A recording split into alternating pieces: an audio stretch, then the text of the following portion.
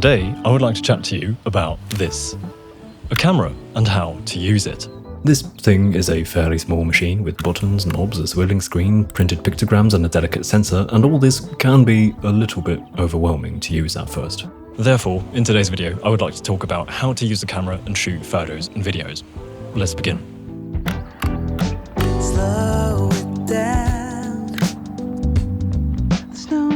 This is a bit of a different video than my usual content, but it's nice to every now and then do these more directly educational videos, and I believe there is a somewhat significant amount of viewers who'd appreciate a sort of beginner guide on how to use a camera.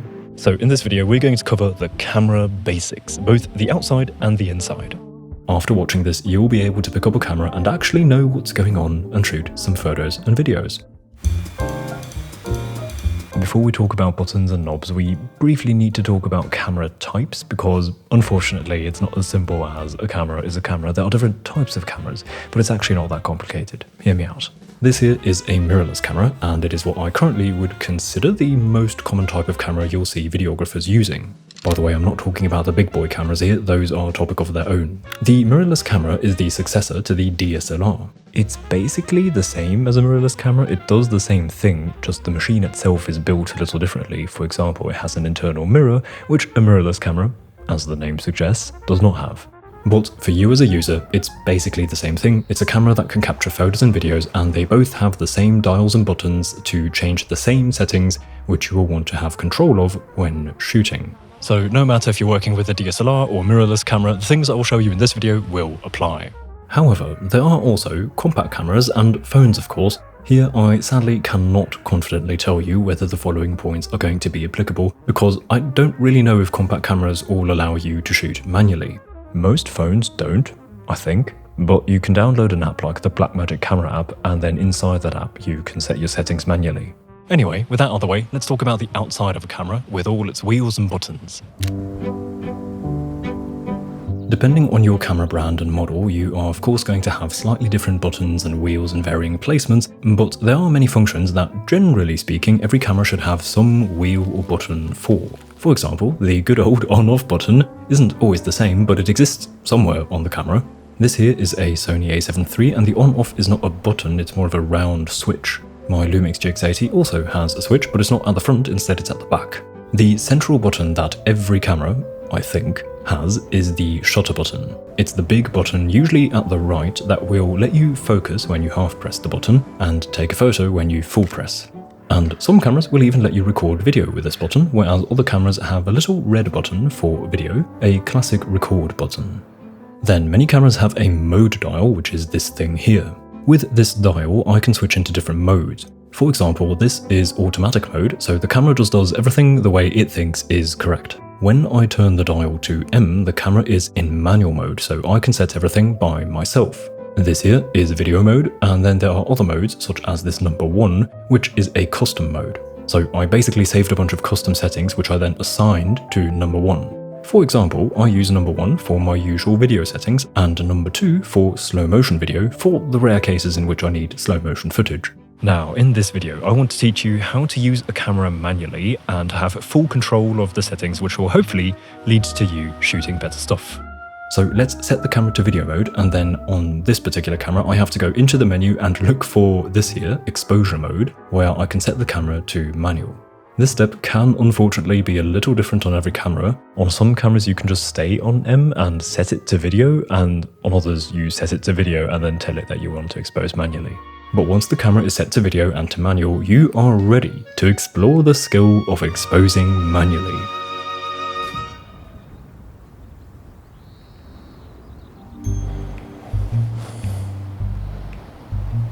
Oh yeah, that's the one.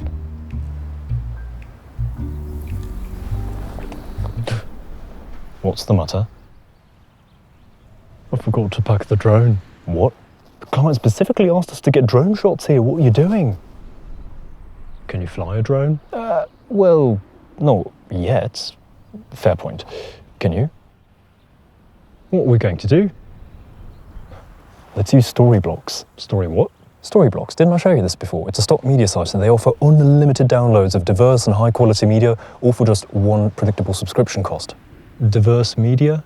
Yeah, that includes 4K video, animation templates, animated backgrounds, music, sound effects, images, and, most importantly, lots of drone footage. Ah, I see now. Yeah, it's so useful for when I'm editing a project and need some extra footage that I don't have. Also, the licensing is super simple, so I don't get in any legal trouble. Oh my, that's a lot of drone shots. Yeah, we're fine. And they keep adding fresh content, so there's always something new. I need to sign up to this. Easy. To get started with unlimited stock media downloads at one set price, just head to storyblocks.com/Crawford or click the link in the description. Mate, let's be real, these drone shots are way better than anything we would have pulled off. Hey. Also, you're actually going to tell me about exposing manually? Oh yes, so about that. When exposing manually, you're trying to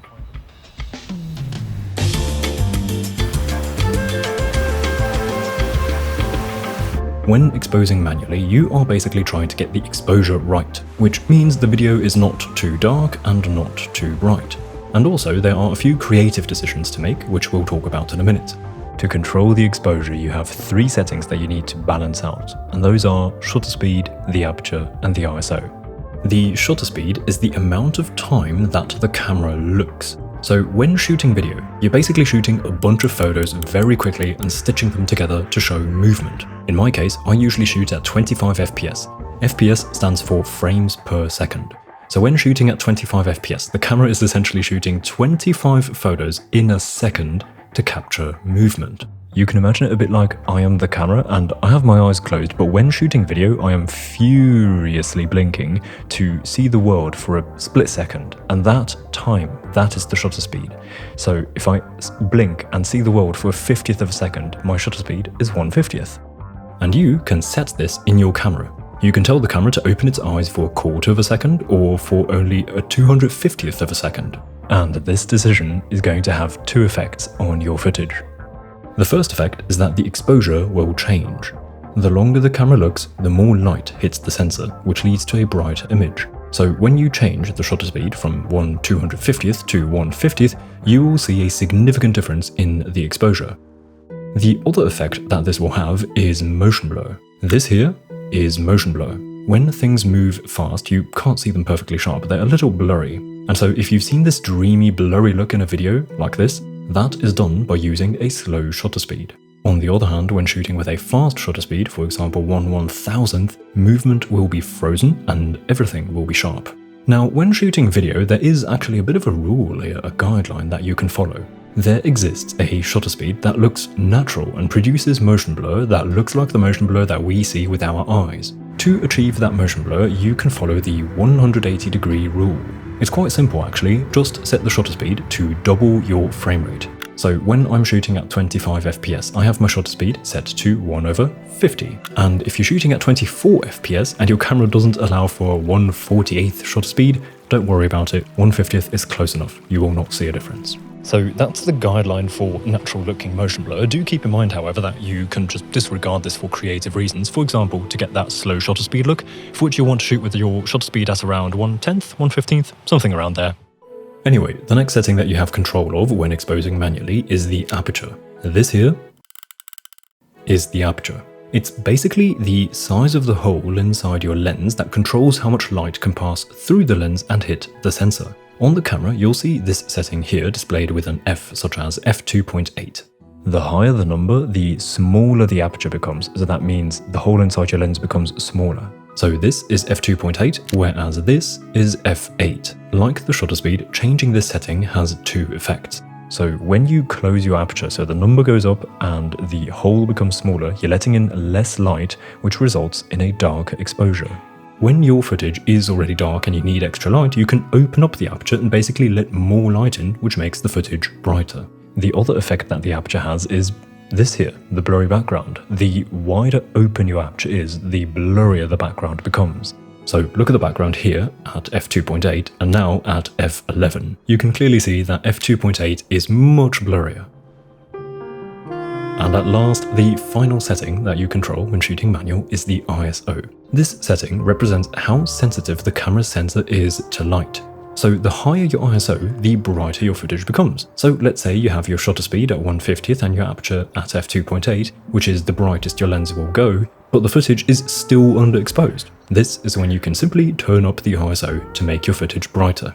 However, this setting too has two effects, and it's sadly not a nice one. The higher you set the ISO, the noisier the footage will become. So when you turn up the ISO too far, your footage will just look worse. By the way, the negative effect of the ISO is different for every camera. Some cameras will begin to produce noticeably noisier shots from an ISO of 800 and above, whereas other cameras are really good at handling high ISOs, and you can push them to 2000 or even higher without the footage looking bad. And so, those three settings, shutter speed, aperture and ISO, are the three elements of the exposure triangle. And so when shooting manually, you are trying to balance out those three elements and create the exposure that you want, but also the look that you want. Now that we've discussed that, let's get back to chatting about the outside of the camera, because most cameras have these wheels which allow you to control these three settings. So here on my Sony a7 III, for example, I have a little wheel here which lets me control the shutter speed. And then over here I have another little wheel. This one controls the aperture. Some lenses actually let you control the aperture on the lens, so look out for that. And lastly, the ISO I've actually customized. This wasn't originally set like this, but many cameras let you customize these things, and I can adjust it by turning this wheel here. Every camera has its own design, and so a different placement and method of doing this. Just have a close look at your camera and see where all the wheels and buttons are hidden. Once your camera is set to manual, you should be able to use some of the wheels and buttons to adjust these settings that we talked about. And with that, we've actually only scratched the surface of what cameras are capable of. There's so much more to learn, but at this point I think it becomes quite individual and every camera has its own specialities. So if you want to know more about the buttons on your camera, I recommend watching a video on your camera specifically. This video here is just for the basics. By the way, in case you like the visual style of my videos, I would like to remind you that my Patreon exists. There you can find Lightroom presets, color grading tutorials and other educational stuff. If you want to check it out, there's a link in the description. And so, now that we've covered the external basics, let's move on to the internal basics. I think there are a few things that suit this basics video. Here they are. Most cameras will allow you to choose your video's resolution somewhere in the settings. I personally like to shoot in 4K. I think that's a nice high resolution. Even if my camera could shoot 6K or more, I'm not sure whether I would, because that's overkill territory. And if your camera can't shoot 4K, that's no problem, just shoot at 1080p or whatever the highest resolution is that your camera is capable of. It's just the amount of pixels that the footage will consist of. The frame rate, we briefly touched on this earlier, is the amount of frames that your camera captures in a second to create a moving image. If you're going for a natural look like you're used to seeing in the cinema, 24 or 25 FPS will do just fine.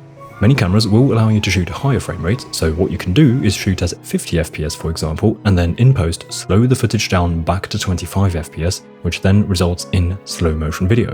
But as you can tell, I rarely use slow motion, so I usually just shoot at 25 FPS. File formats and codecs is where we are exiting the realm of basics in my opinion, and this does really seem to be quite different from camera to camera, but it is actually really important. Some cameras will let you set a bitrate, for example, which is kind of the equivalent of video quality. A higher bitrate is a higher video quality. But this is something I'd recommend researching for your specific camera. I just want to let you know that this is something that you should check, so you don't mistakenly shoot in your camera's worst quality.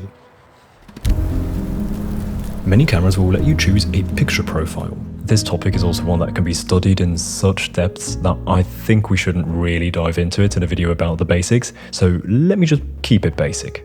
A picture profile is simply a look that your camera will record in that, straight out of camera, will often look pretty bad because the picture profile is a special look that is optimized for post-production and intended to be color graded. The most common picture profile that videographers and cinematographers like to use is log. Sony, for example, has their own S-Log, which looks like this, and with some color grading, you can in post make it look like this. I personally actually do not use this. I shoot in a picture profile called HLG. But let's not dive into this further because every camera is different. What you need to know is that these picture profiles exist, and I would highly recommend studying the options of your specific camera and the post-production that your camera's picture profile will require if you wish to maximize the video quality that you can achieve with your camera.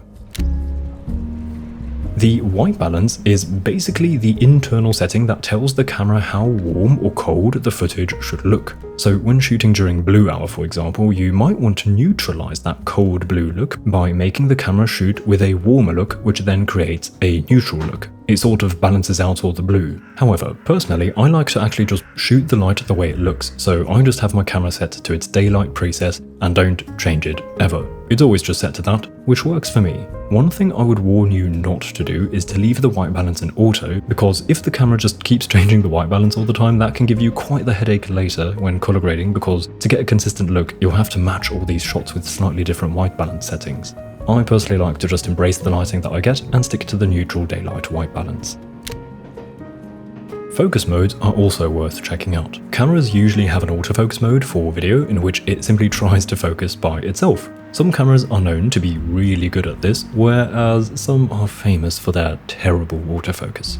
If the autofocus is unusable, you might want to consider switching to manual focus, which means you yourself need to set focus by turning the focus ring on your lens. Righty-ho, I think that's about it when it comes to the inside workings of a camera. There is, however, one more thing worth mentioning actually, and that is audio.